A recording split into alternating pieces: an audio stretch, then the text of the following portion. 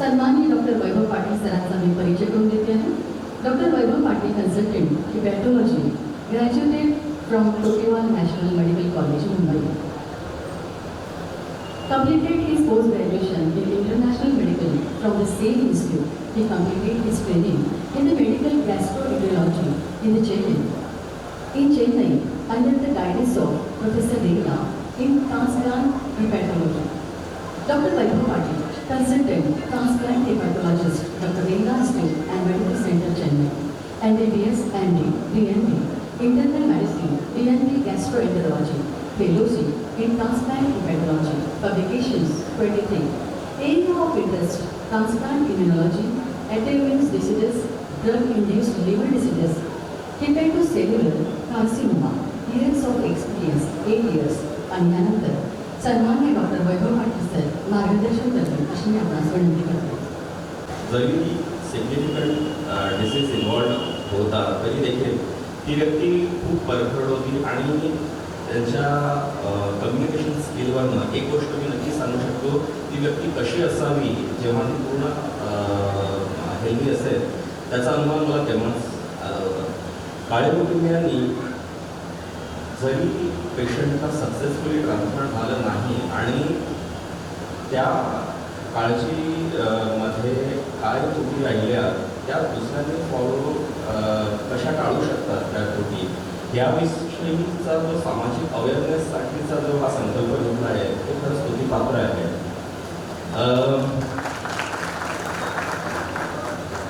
Doctor तुषार यांनी already खूप सारे टॉपिक्स त्यामध्ये कव्हर केलेले आहेत. स्पेशली लिव्हरचे कार्यक्षमता आणि त्याचे असलेले डिसीजेस यांना तुम्ही कसं ओळखायचं आणि त्याला कसं प्रिव्हेंट करायचं, ही जी प्रिव्हेंटिव्ह स्ट्रॅटेजी आहे ती त्यांनी ऑलरेडी एक्सप्लेन केली आहे. त्यामुळे मोस्ट ऑफ द स्लाइड्स मला परत रिपीट करायची आवश्यकता नाही आहे. बट माझा जो फोकस असणार आहे तो एकदा डिसीज डेव्हलप झाल्यानंतर तुम्ही काय करायला हवं आणि कुठल्या जेव्हा स्पेशली जेव्हा प्रत्यारोपणाची वेळ येते तेव्हा ती कुठली ॲप्रोप्रिएट वेळ असणार आहे त्याविषयी मेन फोकस असतो.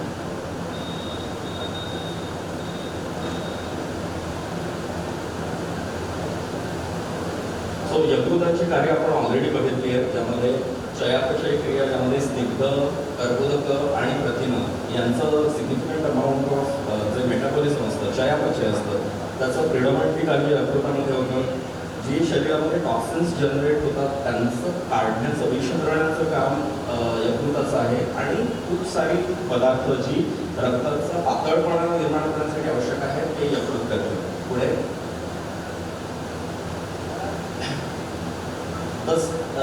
सर्वात महत्त्वाचा रोग जो सिरोसिस म्हणून आहे, याला इक्विव्हॅलेंट असा संस्कृतमध्ये किंवा मराठीमध्ये शब्द नाही, पण आपण त्याला व्यावसायिक कारणासाठी यकृत क्षय म्हणूया. क्षय हा शब्द ॲक्च्युली ट्युबरक्लोसिससाठी वापरला जातो, पण या डिसीजच्या तुलनेमध्ये जर तुम्ही हेल्दी लिव्हरचं व्हॉल्यूम आहे ती श्रिंक झाल्यानंतर त्याची कार्यक्षमता कमी होते आणि म्हणून आपण टेम्पररी पर्पजसाठी यकृत क्षय म्हणूया. सो यकृत क्षयाची कारणं ऑलरेडी आपण बघितली आहेत. त्यामध्ये सर्वात महत्त्वाचं मद्य आणि स्निग्ध ही 2 कारणं आहेत. मद्यपान स्पेशली नॉर्थ इंडियन स्टेट्समध्ये खूप जास्त प्रमाणामध्ये मद्य हे महत्त्वाचं कारण आहे यकृत क्षयासाठी आणि सदर्न पार्टमध्ये किंवा ग्लोबली तुम्ही बघितलं तर स्निग्ध हे सर्वात महत्त्वाचं कारण आहे. त्यानंतर विषाणू जसे हेपॅटायटिस बी आणि सी, अनुवंशिक रोग आणि प्रतिकार क्षमतेचे रोग जसे ऑटोइम्युन हेपॅटायटिस ही कारण येतात. हा जो डेटा आहे हा 15 वर्षापूर्वीचा आहे, पण आता जर तुम्ही सद्यस्थितीत अद्ययावत माहिती बघितली तर सर्वात महत्त्वाचं कारण स्निग्ध हे आहे. पुढे लक्षणं आपण ऑलरेडी बघितली. सर्वात महत्त्वाची कावीळ, जलोदर, पोटामध्ये पाणी निर्माण होणं, बौद्धिक विकृती निर्माण होणं, रक्तपात होणं, जे रक्ताची त्रुटी, संडासामध्ये काळ्या रंगाची संडास होणं, हे रक्तपाताचे लक्षणं आहेत. त्याप्रमाणे सर्वात महत्त्वाचं स्नायूंचा ऱ्हास आणि त्याच्यामुळे येणारी अचलता हे प्रोग्रेसिव्ह, जसं जसं डिझीज प्रोग्रेस होतो त्याप्रमाणे त्याची लक्षणं कालानुरूप इव्हॉल्व होतात. तुम्हाला काही गोष्टी महत्त्वाच्या माहिती असायला हवं. जेव्हा कुणाला यकृत क्षय डेव्हलप होतो, हा डिसीज नेहमीच इरिव्हर्सिबल डिसीज आहे. हा नेहमीच कालानुरूप प्रोग्रेस होणार. काही मेडिकेशन्स देऊन काही काळासाठी तुम्ही त्याचा वेग जो आहे प्रोग्रेस होण्याचा तो थांबवू शकता, पण इव्हेंच्युअली हा डिसीज प्रोग्रेस होतो. त्याला जनरली आपण लेमॅन टर्ममध्ये जर कॅटेगरीज केलं ए, बी आणि सी कॅटेगरीमध्ये, तर ए कॅटेगरीमध्ये खाशीशी सिम्पटम्स दिसत नाही, पण जेव्हा तो बी आणि सी कॅटेगरीमध्ये जातो तेव्हा हा डिसीज सिग्निफिकंटली मला क्लिनिकल पिक्चर्स दाखवतो. ही लक्षणं जनरली बी आणि सी कॅटेगरीच्या रुग्णांमध्ये तुम्हाला दिसून येतात. आणि कारण हा इरिव्हर्सिबल डिसीज आहे, याचं परमनंट क्युरेटिव्ह ऑप्शन हे त्याचं प्रत्यारोपण करणं हाच आहे. जेही आपण मेडिकेशन्स देतो ते फक्त यकृतक्षयाशी निगडीत असलेल्या त्याच्या दुष्परिणामांना ट्रीट करण्यासाठी असतो, पण जी प्रायमरी प्रक्रिया यकृतामध्ये चालू असते त्यासाठी कुठेही मेडिकेशन्स काम करत नाही आणि कालानुरूप तो बी सी स्टेजमध्ये जाऊन इव्हेंच्युअली पेशंटचा सर्वायवल कमी करतो. पुढे सो तुम्ही याचं निदान कसं करू शकता, त्याच्यासाठी जे निकष आहेत त्यामध्ये रक्त तपासणीमध्ये liver function test, PTIMR, radiology ज्यामध्ये अल्ट्रासाऊंड, CT स्कॅन्स, एंडॉस्कोपी हे काही टेस्ट आहेत ज्यातनं, आणि फायब्रोस्कॅन ज्यामध्ये तुम्हाला यकृताची काठिण्यपणा जाणवतो. सो या निकषांवर तुम्ही त्याच्या स्टेजिंग ठरवता, तो ए स्टेजमध्ये, बी स्टेजमध्ये किंवा सी स्टेजमध्ये आहे की नाही ते त्यावर ठरवता. पुढे सर्वात महत्त्वाचं, कारण ह्या टॉपिकवरती मी बोलणार आहे हे यकृत प्रत्यारोपण. यकृत प्रत्यारोपण म्हणजे कुठल्याही मृत किंवा जीवित व्यक्तीचे यकृत, पेशंटचे यकृत काढून त्यामध्ये प्रत्यारोपित करणं. आता जेव्हा इंडियामध्ये हा प्रोग्राम आला, भारतामध्ये 1998 मध्ये पहिलं सक्सेसफुल प्रत्यारोपण झालं आणि त्यानंतर कालानुरूप खूप सारे चेंजेस झाले, खूप साऱ्या गोष्टी आपण शिकलो आणि आता 2000 पेक्षा जास्त ट्रान्सप्लांट थ्रू आउट इंडिया सध्याच्या काळामध्ये होतात. पण तरीही रुग्णांची संख्या एवढी जास्त आहे की तुम्ही जेवढ्याही शल्यचिकित्सा करता आहेत यकृत प्रत्यारोपणाच्या, त्या अजूनही अपूर्ण आहेत. जेवढी आपल्याला आवश्यकता आहे त्याच्या कैक पटीने रुग्णसंख्या आहे आणि ती तशी का आहे याचं कारण मीमांसा करणं अतिशय आवश्यक आहे. आणि त्यासाठी मी काही त्यामध्ये क्वेश्चन दिलेले आहेत. कारण मीमांसा करण्यापूर्वी सर्वात महत्त्वाचं आपण समजून घेऊया की प्रत्यारोपण कसं केलं जातं. सो 2 पद्धतीने जसं मी सांगितलं, एक लिव्हिंग डोनेशन म्हणजे कुठलीही जीवित व्यक्ती जी फॅमिली मेंबर असेल, त्याचे काही निकष असतात. कुणाला तुम्ही ॲज अ डोनर म्हणून घेऊ शकता. व्यक्तीचं वय 18 ते 50 वर्षामध्ये असायला हवं, लिगली ते रिलेटेड असायला हवे, ब्लड ग्रुप मॅच असायला हवा आणि त्याच्यामध्ये कुठेही दुसरे मेजर डिसीजेस नसावेत. सर अशी व्यक्ती तुम्ही तपासणीसाठी घेऊ शकता ॲज अ डोनर म्हणून. यामध्ये विविध प्रकारचे टाईप्स आहेत. त्याच्यामध्ये तुम्ही वेगवेगळे भाग घेऊन लिव्हिंग डोनेशन देतात, पण अप्रॉक्सिमेटली 50 ते 60% यकृताचा भाग काढून त्याला प्रत्यारोपित केला जातो. दुसरा प्रकारचा प्रत्यारोपणाचा प्रकार आहे ज्यामध्ये मृत व्यक्ती ज्यांचा अकाळी मृत्यू झालेला आहे, जसं ब्रेनमध्ये कपात होणं आणि ब्रेन डेड होणं, अशा व्यक्तींचं कुटुंबियांशी बोलून आणि त्यांची पूर्ण अनुमती घेऊन अशा व्यक्तींचं यकृत काढून ती रुग्णांना प्रत्यारोपित केलं. हा दुसरा प्रकार आहे. या प्रकारामध्ये प्रॉब्लेम हा आहे की कारण रुग्णांची संख्या एवढी आहे की तुम्हाला तुमच्या ब्लड ग्रुपप्रमाणे जेव्हा तुमचं एनलिस्टिंग केलं जातं, जेव्हा तुम्हाला ऑर्गन ट्रान्सप्लांट लिस्टमध्ये टाकलं जातं, त्यामध्ये अतिशय लॉंग वेटिंग टाईम. त्यासाठी तुम्हाला ॲक्च्युअल रजिस्ट्रेशन केल्यानंतर ते ऑर्गन मिळेपर्यंतचा जो कालावधी आहे तो कालावधी खूप चॅलेंजिंग आहे आणि रुग्णाच्या दृष्टीनं सुद्धा तो कालावधी खूप जास्त आहे. कारण त्या काळामध्ये पेशंटला यकृतक्षयामुळे होणारे दुष्परिणाम सहन करायला लागतात, आर्थिक हानी होते, काळजीवाहू जे लोक त्यांची काळजी घेतात तेही सायकोलॉजिकली डिस्टर्ब होतात. सो कॅडमिक डोनेशन सध्या जरी होत असलं तरी त्याचं प्रमाण कमी आहे आणि ते का कमी आहे ते आपण पुढे बघूया.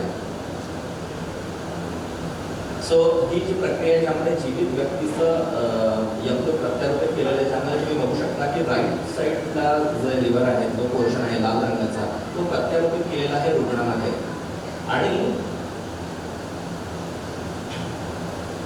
4 ते 8 आठवड्यांच्या दरम्यान हा प्रत्यारोपी भाग दोघांचा, जीवित ज्याने दान केलेला आहे त्याचा आणि रुग्णाचा, दोघांचा जेवढ्या आपली शारीरिक आवश्यकता आहे त्यानुसार तो ग्रो होतो.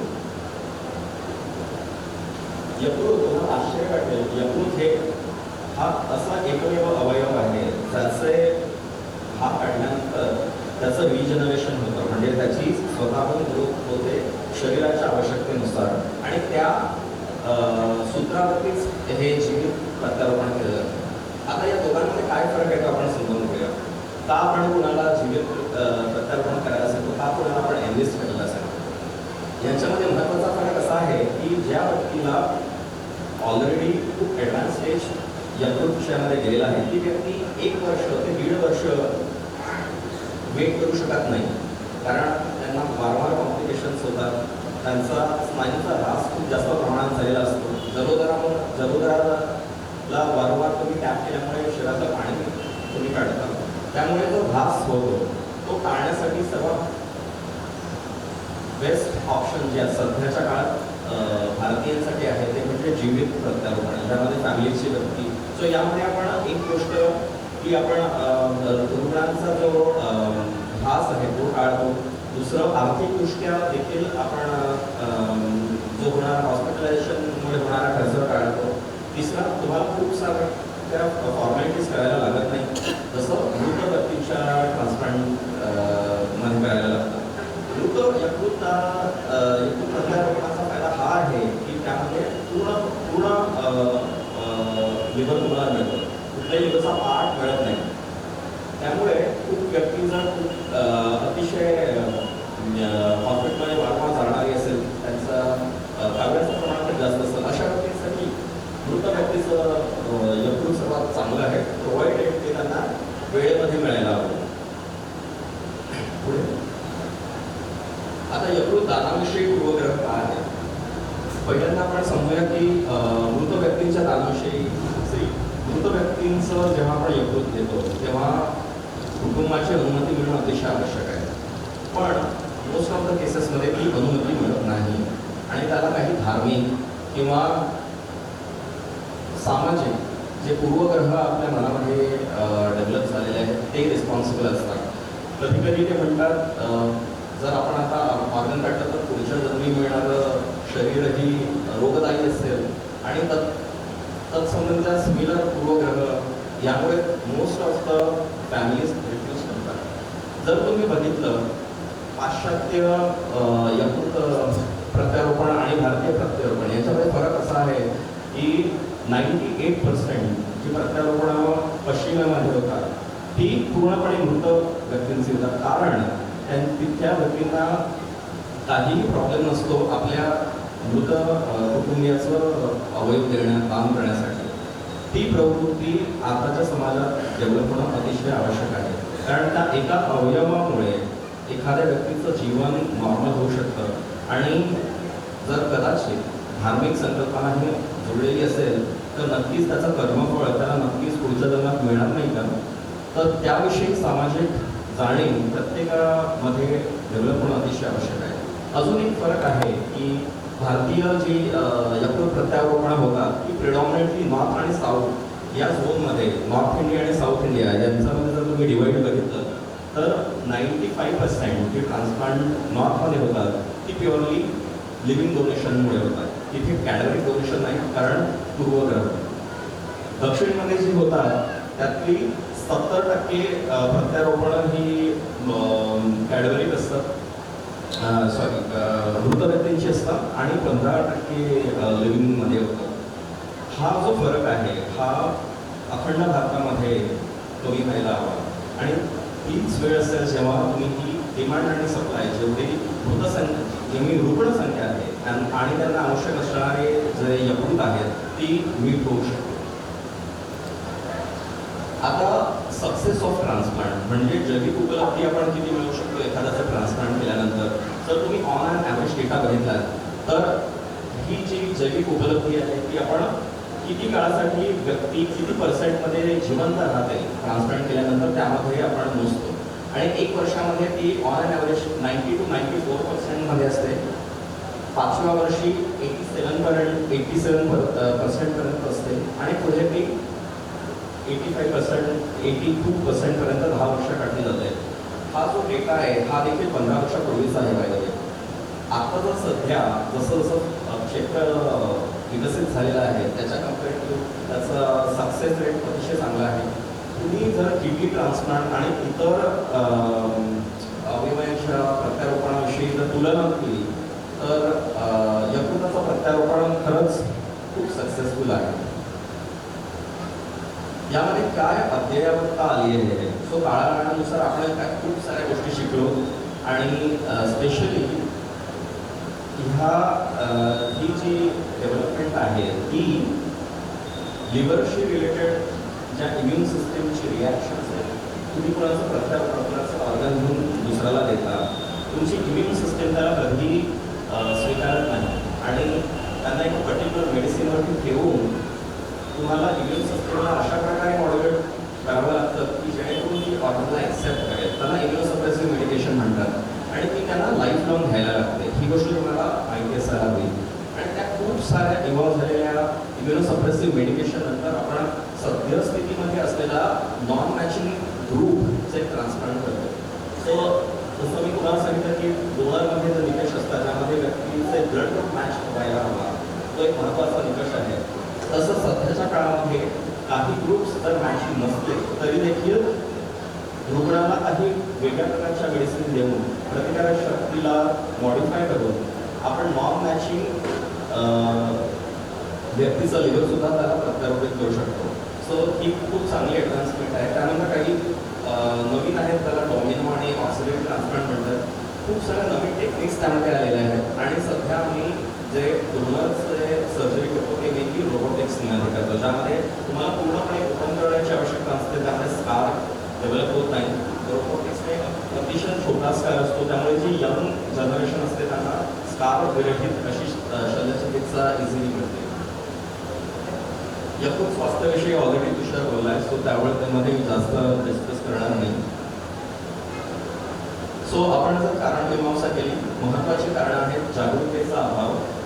तुम्हाला माहिती असायला हवं की यकृताचे आरोग्य कसं मेंटेन करायचं. कुठले पूर्वग्रह असू नये. धार्मिक आणि सामाजिक ज्याही मनामध्ये पूर्वग्रह आहेत त्या तुम्ही क्लिअर करायला हवं. कारण एखाद्या व्यक्तीचं अवयवाचं दान कुणाला जीवन देऊ शकतं, ही गोष्ट खरंच खूप महत्त्वाची आहे. दरवर्षी स्वास्थ्य तपासण्या करणं. जेव्हाही तुम्हाला एखादा व्यक्ती रुग्ण म्हणून दिसतो आपल्या कुटुंबामध्ये, स्पेशली यकृतक्षयामुळे, त्याचं एका पर्टिक्युलर फ्रिक्वेन्सीने रक्त तपासण्या करणं, स्कॅन्स करणं, तज्ज्ञांच्या सान्निध्यात राहणं हे अतिशय आवश्यक आहे. आता इथे एक सुविधांचा अभाव हा मी एक पॉईंट म्हटलेला आहे. त्यामध्ये आहे की तमिळनाडू आणि महाराष्ट्र या दोघा राज्यांना जर तुम्ही कम्पेअर केलं तर भारतामध्ये होणाऱ्या मृत व्यक्तींचं दान हे सर्वात जास्त तमिळनाडूमध्ये होतात आणि त्यानंतर महाराष्ट्रामध्ये. ते नॉर्थ इंडियाच्या कम्पेअर खूप जास्त प्रमाणात होणे आहे, त्यामध्ये काही डाऊट नाही आहे. पण तमिळनाडू त्यामध्ये सक्सेसफुल का आहे हे तुम्ही लक्षात घ्यायला हवं. तमिळनाडूच्या गव्हर्नमेंटने केलेल्या मॉडिफिकेशन्समुळे इव्हन 2 टायर सिटीमध्ये देखील फॅमिलीना कन्व्हिन्स करण्यासाठीच्या ज्या काही टीम्स आहेत त्या इतक्या एफिशियंटली काम करतात. तुम्हाला आश्चर्य वाटेल त्या कन्व्हिन्स करण्यामध्ये आणि एखादा ब्रेन डेड पर्सन आणि ऑर्गन रिट्रीव्हल, ऑर्गन काढणं या काळामध्ये खूप जास्त त्रास घेतला जातो कारण टीम्स खूप ऑलरेडी ट्रेन्ड आहेत. ओव्हरऑल समाजामध्ये जागरूकता अगदी वेगळ्या प्रकारची आहे आणि ती त्यातला फरक तुम्हाला अगदी प्रकर्षाने जाणवतो जर तुम्ही व्यक्तींशी बोलला तिथे आणि महाराष्ट्रामध्ये जर बोलला, त्यामध्ये खूप फरक आहे. ती जागरूकता जर महाराष्ट्रामध्ये डेव्हलप झाली तर नियर फ्युचरमध्ये येणाऱ्या रुग्णांचा आणि त्यांच्या प्रत्यारोपणाच्या आवश्यकता आहे त्या आपण फुलफिल करू शकतो. एवढं बोलून मी माझं संपवतो. पण कारण गोविंदराव काळे यांना कविता खूप आवडायचं आणि हा प्रत्यारोपणाविषयीचा विषय आहे म्हणून मी करंदीकरांच्या 2 ओळी म्हणणार. देणाऱ्याने देत जावे, घेणाऱ्याने घेत जावे, देणाऱ्याने देत जावे, घेणाऱ्याने घेत जावे, जाता जाता एक दिवशी देणाऱ्याचे हात घ्यावे. धन्यवाद. माहिती दिली. यानंतर सन्माननीय डॉक्टर शैलेंद्र गंजेवार सरांचा मी परिचय करून देते आहे. Merit rank holder in SSC and HSC exam. Finished medical education from the Top Medical College of Maharashtra. MBBS from St. GS Medical College and KEM Hospital, Mumbai. Passed with 2 distinctions. MD Medicine from the Ram Medical College and JJ Hospital, Mumbai. Passed with University Honors. DM Cardiology from BYL Nair Hospital, Mumbai. Awarded and prestigious international fellowships like Fellow American College of Cardiology, Fellow European Society of Cardiology, Fellow Society for Cardiovascular Angiography and Interventions. Presented complex cases and research papers at various national and international conferences. Principal investigator for many international multi-center clinical trials. In past work as a consultant cardiologist at Apollo Hospital, Hyderabad and Yashoda Hospital, Hyderabad. Currently working as consultant cardiologist and director cath lab at KIMS Kingsway Hospital, Nagpur. Well-trained complex angioplasty with high-risk emergency angioplastic producers. Started first cath lab in Chandrapur at Sai Divine Human Hospital in 2012. Made significant contribution in running cath lab programs at classes like Yavatmal, Kusar, Narsinghpur. Social achievement. Closely associated with charitable organizations like Samaj Seva Fund Nagpur, Mahavir International. Since last 10 years celebrating birthday with financial donation and blood donation. Initiated in 2013 by the Chief Minister of Maharashtra, Mr. Prithviraj Chauhan, for significant social contribution. आणि ह्यानंतर doctor सन्माननीय Shailendra Ganjewar sir आपणास मार्गदर्शन करतील. मंचावर उपस्थित आजचे थोडे माने साहेब, वानखेडे साहेब, आमचे आदरणीय मुख्यवास sir, doctor Patil from Chennai, doctor Tushar आणि टाळे परिवाराचे सगळे सदस्य. माझं काम जे आहे पिंच हिटरचं काम आहे. पिंच हिटर म्हणजे काय असतो, कमी वेळामध्ये जास्तीत जास्त धावा करणे आणि एंटरटेनमेंट करणे. ठीक आहे, तर ते माझं काम आहे, आता पिंच हिटरचं काम आहे. तर ॲडव्होकेट काळे साहेबांचा माझा संबंध 10 वर्षापूर्वी आला. एकदा मिळासमध्ये ॲडमिट असताना मी इकोसाठी गेलो. म्हणजे मग 10 मिनिटाची प्रोसिजर असते, पण त्या 10 मिनिटांमध्ये आमचं जे कम्युनिकेशन झालं ते पुढचे 10 वर्ष व्यवस्थित चाललं आणि आताही ते सुरूच आहे. त्यांचे माझे खूप जिव्हाळ्याचे संबंध होते आणि ते माझ्यासाठी ते रत्नपारखी होते माझ्यामध्ये. कारण त्यांना माणसाची खूप चांगली ओळख होती. कुठला माणूस चांगला, कुठला माणूस वाईट हे त्यांना बरोबर कळायचं. त्यामुळे त्यांचं मला खूप गट्टी होती आणि आम्ही फोनवर बोलायचो आणि काकडी म्हटलं का त्यांना कुठलाही प्रॉब्लेम असेल ते माझा सल्ला घ्यायचे आणि त्यांना मी म्हणायचं काय साहेब करून घ्या, काय प्रॉब्लेम आहे, आणि ते शांतपणे ऐकायचं. मी तुम्हाला एक सांगतो, वकील आणि शिक्षक हे सगळ्या भाववर पेशंट असल्यासाठी ते कोणाचं ऐकत नाही आणि प्रश्न तर खूप विचारतात. मग डॉक्टरांकडे वकील आले किंवा शिक्षक आले की डॉक्टरकडे तुम्हाला आडे येतात, पण त्यांचे माझे संबंध असे होते की ते नेहमी मला सांगितलं ऐकायचे. काळेसाहेब गेले आता, त्यांच्या स्मृती आपण त्यांच्या आठवणातून राहणारच आहे. दुसरं कौतुक होतं ऋषिकेशचं. ऋषिकेश म्हणजे माझ्या दृष्टीने आजच्या युगाचा शाहरुख बाळ आहे. तर त्याच्यासारखं आपल्यालाही तुला पाहायला मिळतं. म्हणजे जेव्हा आपण काळेसाहेब यायचे सोबत ऋषिकेश राहायचा आणि चेहऱ्यावर कधीच चिंता नाही, कधीच टेन्शन नाही, किती मोठं गंभीर प्रॉब्लेम असो असं तुम्हाला समोर जायचं. त्यामुळे ऋषिकेशला म्हणजे माझी तर इच्छा आहे की आमचा जर मुलगा असतो ऋषिकेशसारखा असायचा. आणि तिसरं काळे कापूस. जर मला कोणी विचारलं की समाधानाचा ॲड्रेस काय, तर मी सांगेन तो काळे कापूसच्या चेहऱ्यावर आहे.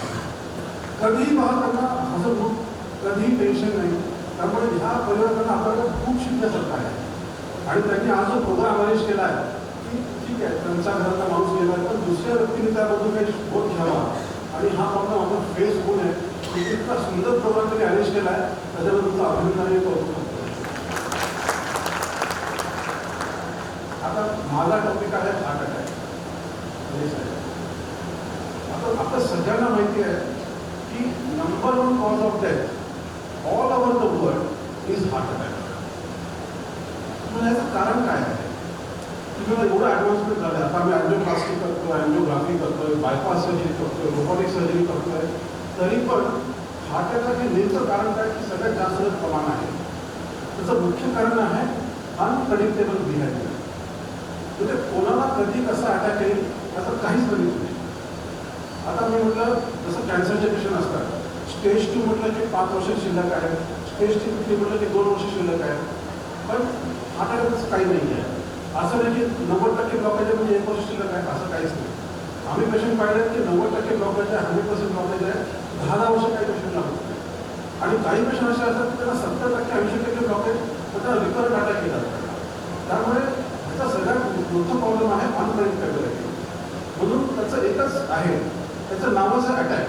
अटॅक म्हणजे न सांगता तो आपल्यावर हल्ला करतो. मग आपण काय करायला पाहिजे? शत्रूने हल्ला करण्याच्या अगोदरच आपण सावध राहायला पाहिजे.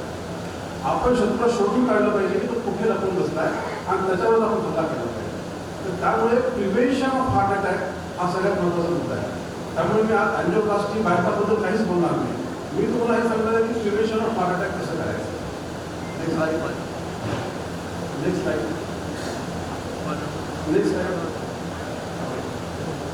तर आपल्याला माहिती आहे की डायबिटीज आणि हार्ट अटॅक नंबर 1 जे डिसीज आहे तो सगळ्यात जास्त भारतामध्येच आहे आणि त्याची मॉर्टॅलिटी पण खूप जास्त आहे. आणि विशेष म्हणजे भारतामध्ये कमी वयामध्ये अटॅक येतात. तुम्ही जर पाहिलं, जर बिफोर द एज ऑफ 40 वर्षाच्या अगोदर अटॅक येत असेल तो व्हेरी अनयुजुअल. कारण आपण म्हणतो की 55-60 मध्ये अटॅक येतो, ठीक आहे, ॲक्सेप्टेड आहे. पण आपल्या भारतामध्ये कमी वयामध्ये हार्ट अटॅक येतात आणि त्यामुळे आपल्याला भारतीयांना आणखी सजग राहण्याची खूप आवश्यकता आहे. तर अटॅक काय येतात? तर हे आपण जे पाहतोय ते आपलं हार्ट आहे. हार्टचं काम काय आहे की पूर्ण शरीराला रक्तपुरवठा करणे, शुद्ध रक्तपुरवठा करतो. पण त्या हार्टला पण शुद्ध रक्त पाहिजे आणि ते शुद्ध रक्त मिळतं या धुण्यामधून. त्याला म्हणतो आपण करोनरी आर्टरीज. तर राईट साईडला एक असते, लेफ्ट साईडला 2 आर्टरीज असतात आणि ह्या आर्टरीज आपल्या हार्टला सप्लाय करतात. आणि त्यामुळे या हार्टचं पेटर्न्स येणं खूप महत्त्वाचं आहे. Next slide. जेव्हा आपण यंग असतो, आपलं वय जेव्हा 20 वर्ष 30 वर्ष असतं, आपल्या अशा जुन्या अशा असतात, तर तुम्हाला सर्कल दिसतोय ना, मध्ये गोल दिसतोय ना, तसे क्लीन आर्टरी असतात आपल्या. पण काय आपलं हळूहळू जसं आपलं वय वाढतं ते कोलेस्ट्रॉलचे गवत तिकडे जाऊन बसतात. Next slide. आता तुम्ही पाहू शकता तिथे प्लाक आला आहे तिथे, म्हणजे तो येलो जो पोर्शन आहे तिथे तो ब्लॉकेज तयार झालेला आहे. पण प्रॉब्लेम आहे की हा ब्लॉकेज काहीच त्रास देत नाही पेशंटला. जोपर्यंत हा 70% वर जात नाही, पेशंटला कळत नाही त्याला ब्लॉकेज आहे. पण अचानक नेक्स्ट स्लाइड, एक दिवस काहीतरी कारणामुळे, जसं एखादा मेंटल स्ट्रेस किंवा फिजिकल स्ट्रेसमुळे हा ब्लॉकेज फुटतो, ते क्लॉट तयार होतो आणि पेशंटला हार्ट अटॅक येतो. आता तुम्हाला बरेच उदाहरणं सांगतो. परवाच एक आमचा पेशंट होता, तो गेला होता तिरुपती बालाजीला आणि तिकडे नवस होता की त्याला पायऱ्या चढून वर जायचं होतं आणि दर्शन घ्यायचं होतं. तो 48चा माणूस जेव्हा तो पायऱ्या वर चढून गेला, त्याला फिजिकल त्याचा हार्ट स्ट्रेस आला आणि वर गेल्यानंतर हार्ट अटॅक आला. त्यामुळे अनयुज्युअल फिजिकल स्ट्रेस असतो ना, तो कधी कधी धोकादायक होऊ शकतो किंवा कधी कधी मेंटल स्ट्रेस.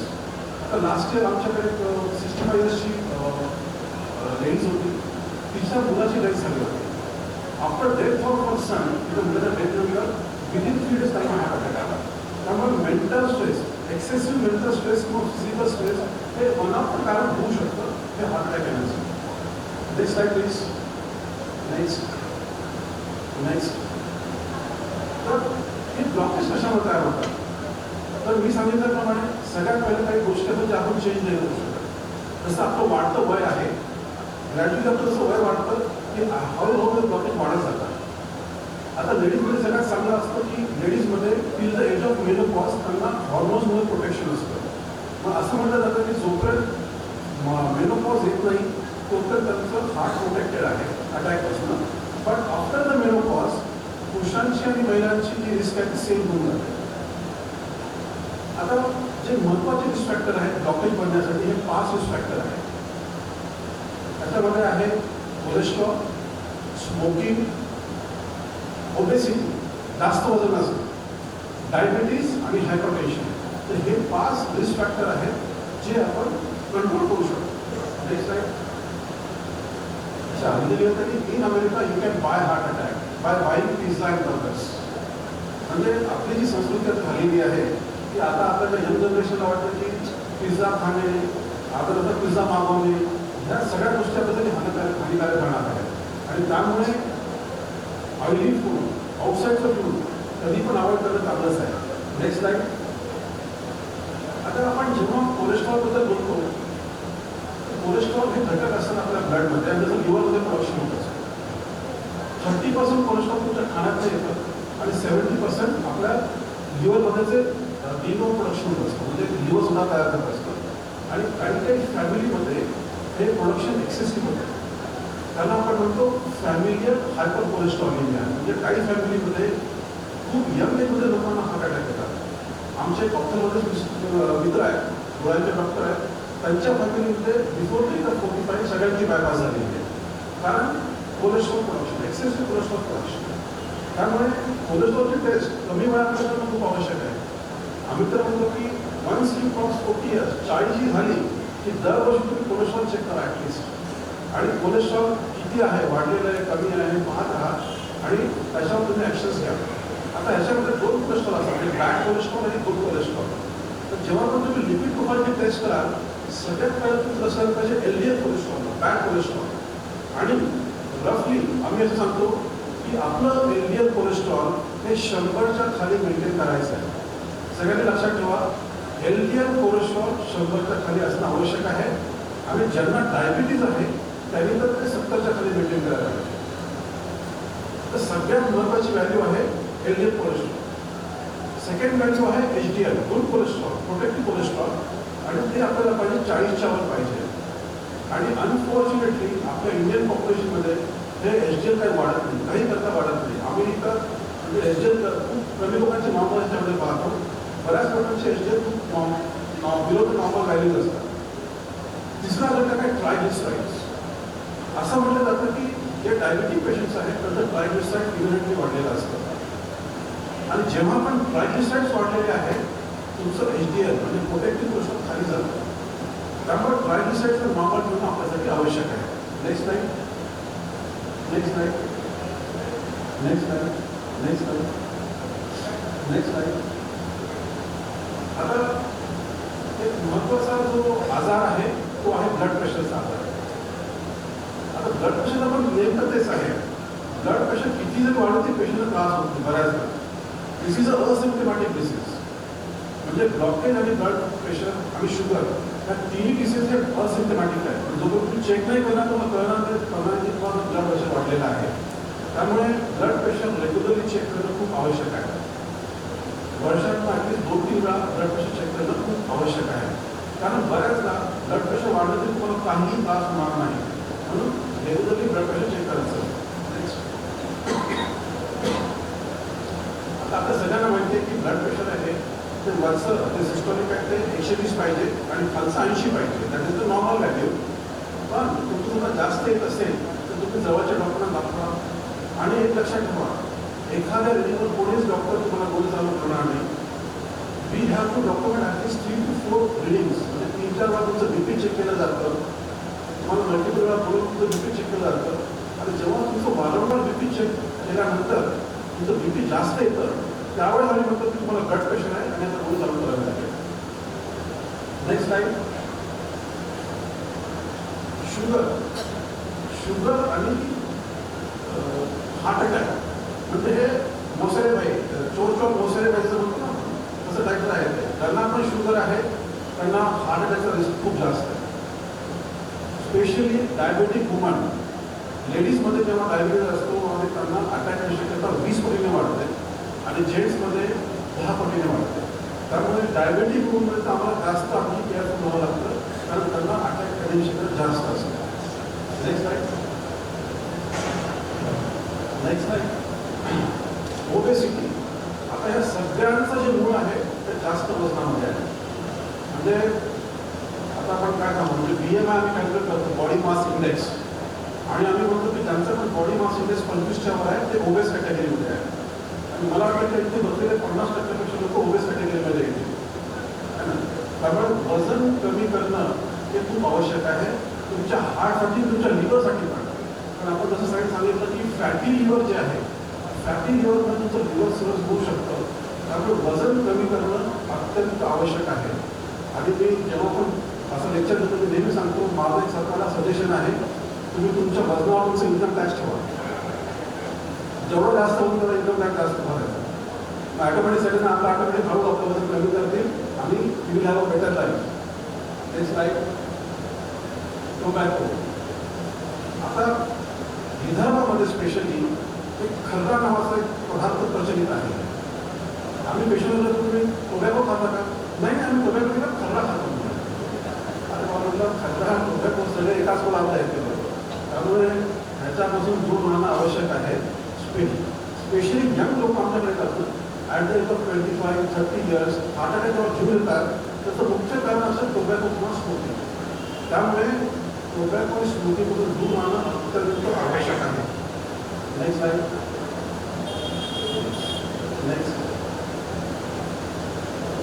नेक्स्ट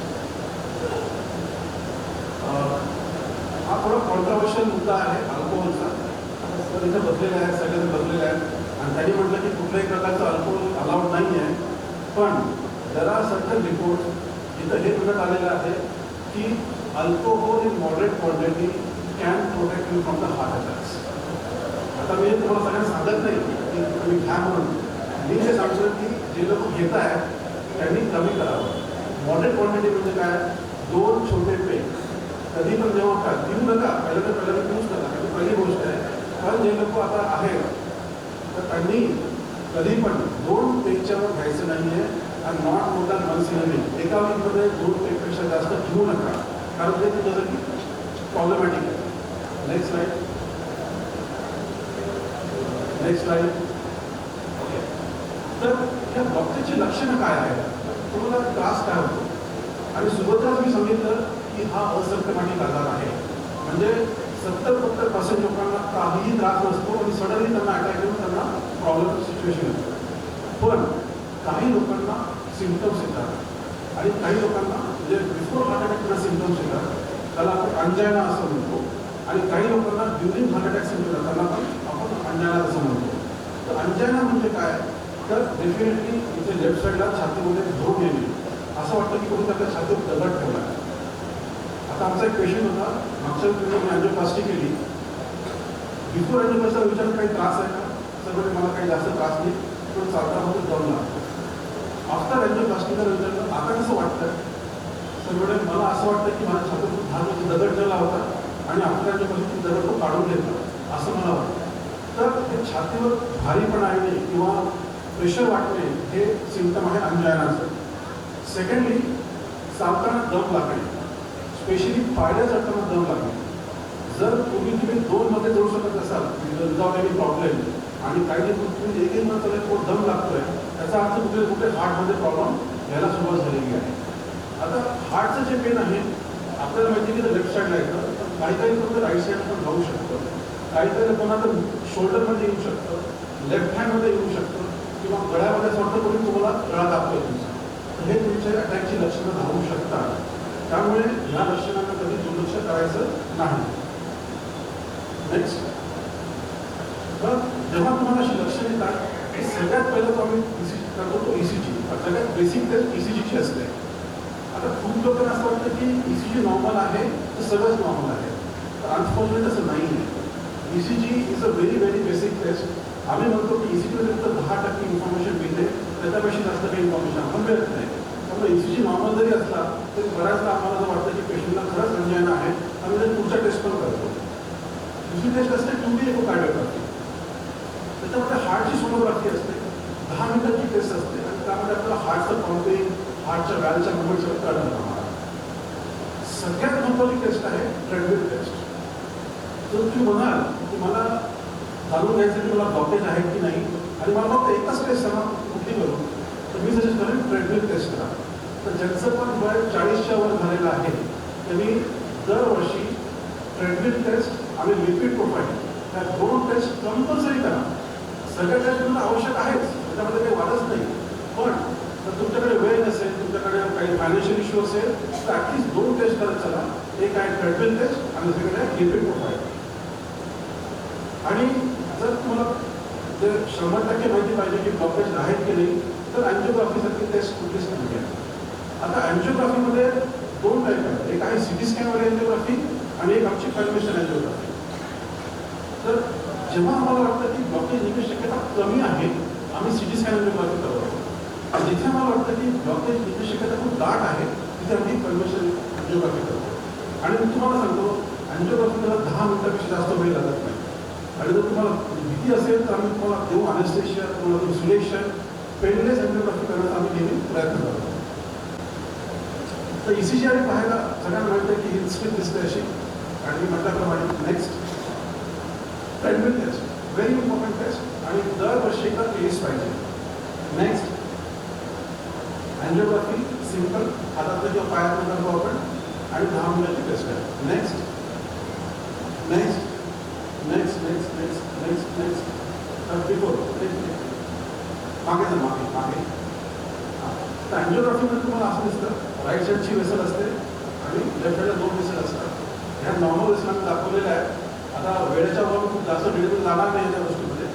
नेक्स्ट आता जो मूळ टॉपिक आहे की ह्याला थांबवायचं कसं, त्या ब्लॉकेज बदलायच्या प्रयत्न थांबवायचं कसं, ते सगळ्यात महत्त्वाचं आहे आपल्यासाठी. नेक्स्ट तर जे स्मोकर्स आहेत त्यांनी स्मोकिंग बंद केली पाहिजे. Next light, next light, next next next. तर ज्यांच्या घरी पण कोणी स्मोकर असेल त्यांनी सकाळी हा स्लाईड रोज पाहायचा आणि आपल्या मुलाकडे पाहून विचार करायचा की मी बरोबर करतोय का. ओके, त्याच्या भूलसाठी मला स्मोकिंग सुद्धा आवश्यक नाही आहे का. तर दिस इज व्हेरी इम्पॉर्टंट स्लाईड. आता सगळ्यात महत्त्वाचा मुद्दा असतो, पेशंट म्हणतात सर मी मागचे 20 वर्षातून स्मोकिंग करतोय, आता सोडून काय फायदा. आम्ही त्याला तेच सांगतो, जेव्हा तुम्ही तुमची स्मोकिंग सोडा तुमचे अटॅकची रिस्क विदिन 1 इयर नॉर्मल होऊन जाईल. त्यामुळे आता सोडून काय फायदा असं नाही आहे. तुम्ही सोडून द्या आणि तुमची जी काही रिस्क वाढली होती विदिन 1 इयर ती नलिफाय होत जाईल. त्यामुळे स्मोकिंग सोडणं तुम्हाला खूप आवश्यक आहे. बॅक बॅक बॅक, ते पीछे पीछे पीछे पीछे जा, पीछे पीछे पीछे पीछे पीछे पीछे. ठीक आहे.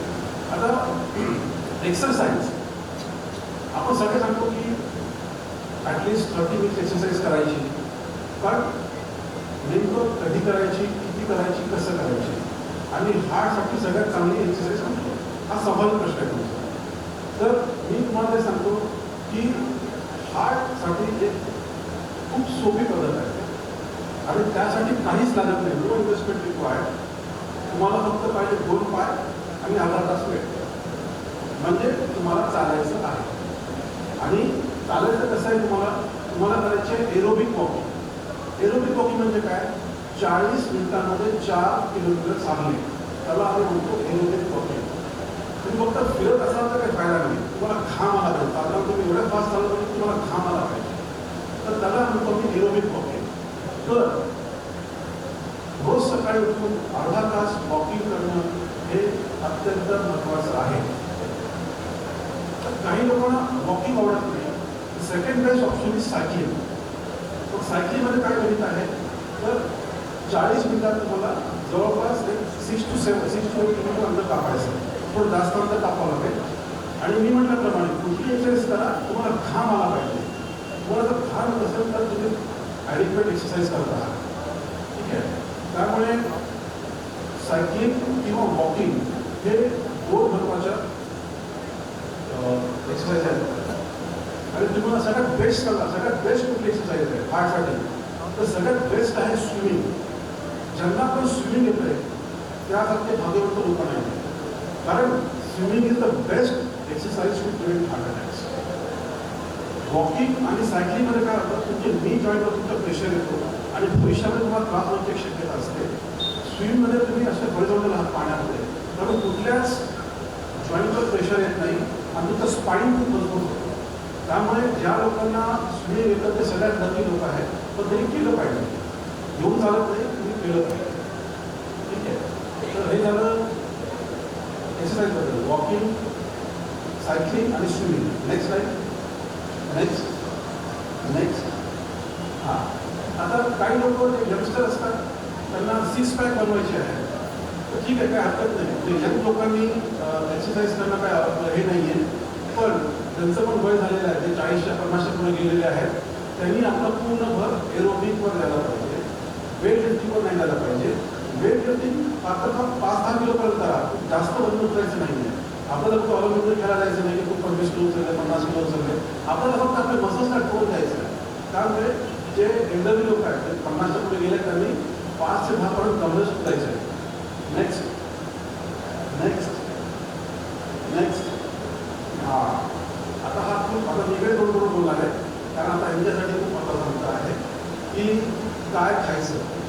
आता जेव्हा पण आम्ही आमच्या ओपडीमध्ये असतो, बिझी असतो, सगळ्यात पहिला प्रश्न म्हणजे आम्ही पेशंट सांगतो की तुम्ही असं करा, तसं करा, तसं करा. पहिला प्रश्न इकडे येतो की काय खायला पाहिजे, काय खायला नाही पाहिजे. आणि फॉर्च्युनेटली हार्टमध्ये बरेचसे असे रिकमेंडेशन आहेत. पुढचे 5 मिनिट मला घेतो फक्त मी हार्ट म्हणजे डाएटबद्दल.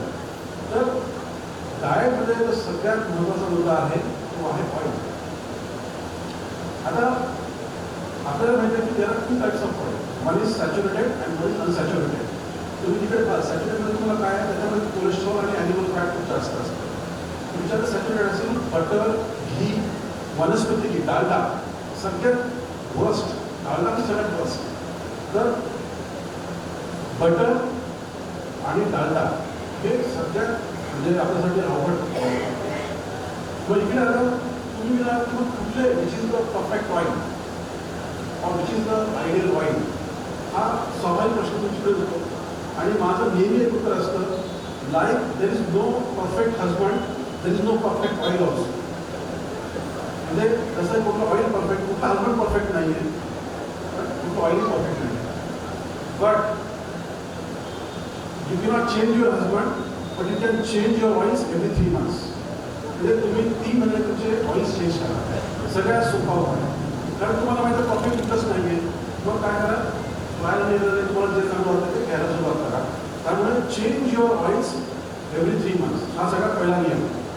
दुसरा नियम, कमीत कमी ऑइलचा वापर करा. किती पाहिजे ऑइल, तर एका माणसाला एका महिन्याला अर्धा लिटर ऑइलची रिक्वायरमेंट असते. त्यामुळे घरात 4 लोक असतील तर 2 लिटर तुम्हाला ऑइल झालं पाहिजे. आता तुम्ही एवढे पाहिजे कसं करणार, तर सिंपल उपाय आहे, यूट्यूब उघडायचं, त्याच्यामध्ये 0 कुकिंग ऑइल, 0 ऑइल कुकिंग असा शब्द टाईप करायचा आणि तुम्हाला भरपूर असे व्हिडिओ मिळतील आणि भरपूर अशा रेसिपी मिळतील जिथे कमीत कमी ऑइलमध्ये तुम्ही स्वयंपाक करू शकता. तिसरी गोष्ट, ऑइलला रिहीट नाही करायचं. पहिली गोष्ट कमी वापरायचं, सेकंड गोष्ट चेंज करत राहायचं, तिसरी गोष्ट ऑइलला रिहीट नाही करायचं. आपण काय करतो, सकाळी थोडं सकाळी तळतो, ऑइल उरतं, आपण नेक्स्ट डेच वापरतो, परत त्याला गरम करतो. तसं करू नका, वाया जाऊ तेवढे पैसे. कारण पुढे जर तुम्हाला अटॅक आले तर खूप पैसे कसं लागणार आहे, त्याच्यापेक्षा थोडा ऑइल लावा, वाया जाऊ द्या, काही हरकत नाही. रियूज टाळा. आणि मी ते सांगतो, जेव्हा तुम्ही जाता हॉटेलमध्ये धाब्यावर, तर तिथे ते वापरतात palm oil. Commonest oil use is a palm oil. आणि ते रिहीट करतात, ऑइलला रिहीट करतात, एकच ऑइल वारंवार वापरतात. त्यामुळे आपण ऑइलला रिहीट नाही करायचं. नेक्स्ट, आता याच्यामध्ये आम्ही दिलेलं आहे ते जे रेड आणि व्हायलेट कलरचे बार्स आहेत ते आहेत मुफा आणि कुफा ऑइल्स. कुठले ऑइल्स चांगले म्हणता येईल आपल्याला याच्यामध्ये, तर काही ऑइल्स आपण चांगले मानतो. तर त्याच्यामध्ये येतो मी नेक्स्ट लाईन. हां, आता ऑइलमध्ये आहे की कुठलं ऑइल वापरायचं, रिफाईंड ऑइल वापरायचं का कोल्ड प्रेस्ड किंवा कच्ची घाणिका तेल वापरायचं, हा व्हेरी कॉमन लास्ट क्वेश्चन आहे. तर आम्ही असं म्हणतो की रिफाईंड ऑइल वापरू नका. तर रिफाईंड ऑइलमध्ये काय असतं, तर त्याच्यासाठी फायबर्स ते बाजूला केलेले असतात, ते जास्त टिकतात आणि ते थोडे स्वस्त पण पडतात. म्हणून मॅक्सिमम फक्त रिफाईंड ऑइलचा यूज करतात. त्याच्यापेक्षा फिल्टर्ड ऑइल किंवा कोल्ड प्रेस्ड ऑइल कच्ची खाणीचं तेल ते वापरायचं. आता ते कुठे मिळतं तर आजकाल बरेचसे केंद्र झालेले आहेत कच्ची खाणीचं ऑइल मिळतात. फक्त तो माणूस तुमच्या ओळखीचा असला पाहिजे, विश्वासू पाहिजे, कारण त्याला काही मिक्स नाही केलं पाहिजे आणि त्यामध्ये काही हे नाही केलं पाहिजे. म्हणून cold pressed oil from your trusted man is the best oil. आता ह्याच्यामध्ये कुठले कुठले असतात मेन ऑइल आपण जे वापरतो? Olive oil, rice bran oil, flaxy oil, जवसाचं तेल, सोयाबीन ऑइल, सॅफ्लॉवर, कढीचं तेल. तर हे आपले चांगले ऑइल मानले जातात. काही ठिकाणी कोकोनट ऑइलचा वापर केला जातो. तुम्ही जा केरळामध्ये ते use coconut oil for cooking. आपल्याकडे आपण कोणी वापरत नाही कोकोनट ऑइल, पण तिकडे ते वापरतात. Next right. आता मिलेट्स तुम्हाला माहीत असेल की 2024 was the year of millets as declared by WHO. WHO काय म्हटलं आहे, वर्ल्ड हेल्थ ऑर्गनायझेशन काय म्हटलं आहे की तुम्ही तुमच्या जेवणामध्ये मिलेट्सचा उपयोग जास्त करा. म्हणजे काय करू नका तुम्ही गहू आणि तांदूळ करू नका, मिलेट्स जास्त करा. आपला जो मेन प्रॉब्लेम आहे आपल्या जेवणामध्ये इंडियन फूडमध्ये गहू आणि भात हे मेन इन्ग्रेडियंट असतात आणि त्याच्यामध्ये कार्बोहायड्रेट्स खूप जास्त असतात आणि आपल्याला कार्बोहायड्रेट्स नको आहे, आपल्याला पाहिजे प्रोटीन्स. प्रोटीन्स कुठे मिळतील आपल्याला तर मिलेट्समध्ये मिळतील. तर इथे आपण मिलेट्स घेतले. Next line. तर मिलेट्सचे काही प्रकार आहेत आणि सिंपल भाषेमध्ये बाजरी आणि ज्वारी हे आपले सिंपल मिलेट अवेलेबल आहे. रागी आहे, राजगिरा आहे, हे आपण 4 मिलेट्स वापरतो. बाकी ते कोडो मिलेट वगैरे आपण काही वापरत नाही आपल्या महाराष्ट्रामध्ये, पण ऑनलाईन ते अवेलेबल आहे. मिलेट्स अवेलेबल आहेत आणि तुम्हाला मी सांगतो मिलेट्सचे सगळे अवेलेबल पदार्थ आहेत. मिलेट्सचे ब्रेड अवेलेबल आहेत, मिलेटची इडली मिळते, मिलेटची खिचडी बनवता येते. तर तुम्ही थोडं यूट्यूबवर सर्च करा मिलेट प्रोडक्ट्स आणि तुम्हाला सगळी माहिती तिथे मिळून जाईल. नेक्स्ट. तर जेवणामध्ये आपल्याला गहू आणि तांदूळ कमी करायचं आहे. त्याच्यामुळे आपल्याला काय करायचं आहे, ज्वारीची भाकरी किंवा बाजरीची भाकरी जास्त खायची आहे. हे तुम्ही लक्षात घ्या. आणि जेव्हा पण तुम्ही पोळी बनवाल ती मल्टीग्रेन आटाची पोळी बनवा. त्याच्यामध्ये सगळे इन्ग्रेडियंट असतात, त्याच्यामध्ये पल्सेस असतात, सोयाबीन असतं, असा मल्टीग्रेन आटा बाजारामध्ये मिळतो. त्या आट्याची पोळी बनवायची किंवा ज्वारीची भाकरी किंवा बाजरीची भाकरी जास्तीत जास्त खायची. नेक्स्ट. आता मी शेवटचे 2 मिनिटं घेतो, जास्त वेळ घेतले तुमचा. आता फक्त 5 तुम्हाला आयटम सांगतो की जे तुम्हाला तुमच्या हार्टला प्रोटेक्शन देऊ शकतात. सगळ्यात पहिला आहे लसूण, गार्लिक. सकाळी उठल्याबरोबर उपाशी पोटी लसणाच्या 2 पेळ्या खायच्या. काही लोकांना ॲसिडिटी होते, त्या लोकांनी त्याला थोडंसं फ्राय करून त्याला मीठ लावून खायचं उपाशी पोटी. सेकंड आयटम मेथी दाणे. तुम्ही रात्री त्याला पाण्यात भिजवा मेथी दाण्यांना आणि सकाळी उठून त्याच्यावर पाणी प्या. किंवा ते थोडंसं कडूसर असतं त्यामुळे बऱ्याचशा लोकांना आवडत नाही. त्याच्याविषयी तुम्हाला आवडत असेल तुम्ही त्याला मेथीची पावडर करून ते तुम्ही घेऊ शकता, मेथीचे लाडू वगैरे बनवू शकता. तिसरं आहे बदाम. 4 बदाम रात्री पाण्यात भिजवायचे, सकाळी उठल्यावर त्यावर कवर काढून 4 बदाम खायचे. चौथी गोष्ट आहे जवस, फ्लॅक्सीड्स. फ्लॅक्सीड्सला तुम्ही फ्राय करून सोप सगळं खाऊ शकता, फ्लॅक्सची चटणी बनवू शकता, तुम्हाला तेल पण अवेलेबल आहे. तर जवस खाणं अत्यंत आवश्यक आहे. लास्ट आहे लौकी, दुधी भोपळा ज्याला आपण असं म्हणतो. दुधी भोपळ्यामध्ये एकदा तुम्ही त्याचा ज्यूस घेऊ शकता किंवा त्याची भाजी वीकली एकदा तरी घ्यायलाच पाहिजे. तर हे 5 पदार्थ तुम्ही नक्की घ्या. नेक्स्ट आहे मैदा. मैदा सगळ्यात डेंजरस आहे, त्यामुळे मैद्याचा बिस्किट मैद्याचा ब्रेड घेऊ नका. त्याच्या जागी आता असे मिलेट कुठे अवेलेबल आहे. नेक्स्ट आहे किंवा मिलेटचा ब्रेड किंवा मल्टीग्रेनचा ब्रेड मिळतो आपल्याला. असे तुम्ही पदार्थ खाल्ले त्याच्यामध्ये 0 मैदा आहे, ते तुम्हाला जास्त फायदेमंद जातात. नेक्स्ट आहे. नेक्स्ट. तर मला वाटतं की मी थांबतो, कारण मी तुमचा बराच वेळ घेतलेला आहे. तुमचे बरेचसे काही प्रश्न असतील तर आपण ते नंतर डिस्कस करूया, काही प्रॉब्लेम नाही. ठीक आहे, थँक्यू.